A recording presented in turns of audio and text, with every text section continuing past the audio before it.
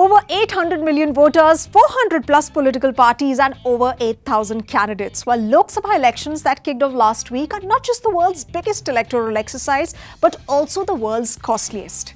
Guess what? An unprecedented $7 billion will be spent during the current elections, and that's what we're going to be talking about in today's video. Now, to put this in perspective for you, this is way more than any of the current subsidies that we have, and this money could easily be put together and be used for a welfare scheme. And mind you, there's a fair chance that this amount of $7 billion might just be underreported.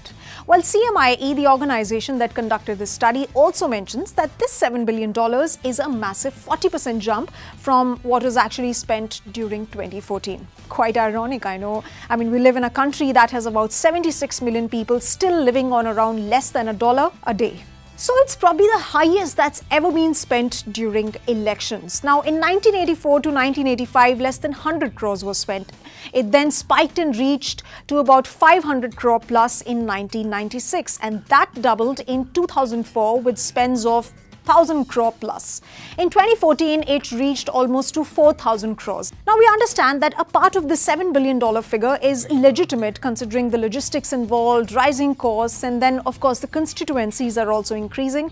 But on another level, politicians always want to outdo each other with the fanciest, the craziest of promotions. And while all of us might be consuming it all passively, you must know that all of this spending combined only undermines the integrity of our democracy.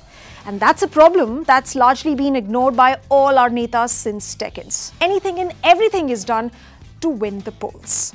So what's this money getting spent on?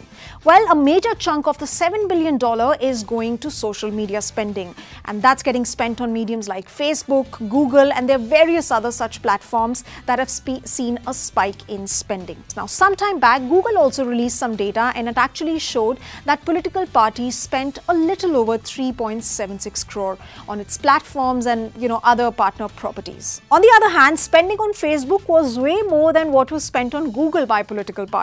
Now, this was between February and March, and a little over 10 crores was spent by political parties. Secondly, dummy candidates. Yes, there's a thing called dummy candidates. They're named after popular candidates and is essentially done to confuse and divide votes. For instance, in 2014, actress Hema Malini was up against two other local Hema Malinis. Now, this is the money essentially that's spent by the Election Commission. Considering conducting elections is such a mammoth exercise, millions of government officials, security personnel, and others are deployed to ensure proper transportation of the election paraphernalia.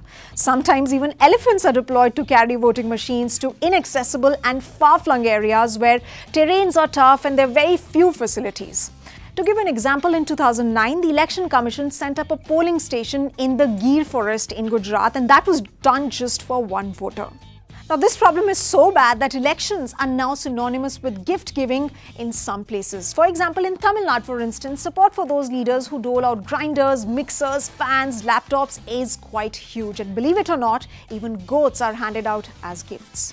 Now, which politician doesn't love a good rally and mega structures where they can bombard people with campaign rhetoric? So a large chunk of money is spent on rallies, but sometimes money is also spent on mobilizing people who are readily available around to carry flags or ideally to just sit around. And boy, those do cost a bomb.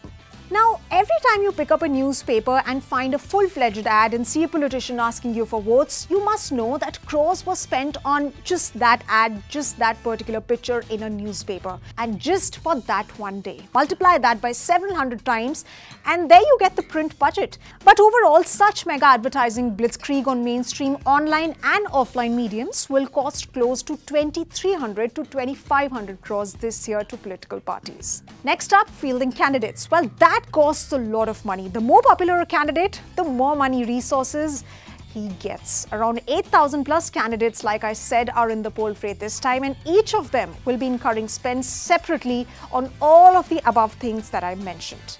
And more candidates only means more money. So those are some of the things that are making the Indian elections one of the costliest in the world. I'll soon do a video on more facets of dirty money and who's funding politicians. I'm hoping you'll stay tuned for that. But for now, goodbye and thanks very much for watching.